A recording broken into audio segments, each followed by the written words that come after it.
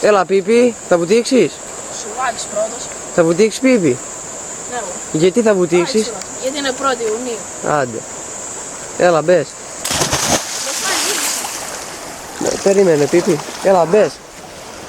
Κεφάλισα δεν τρέπεσαι λίγο. Έλα. Άκη, για σένα αυτό τώρα. Έρμασε εδώ ρε. Έλα, φύγε.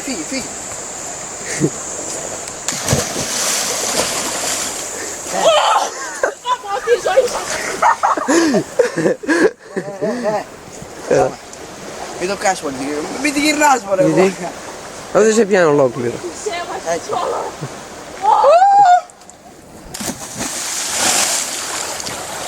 Κρύο.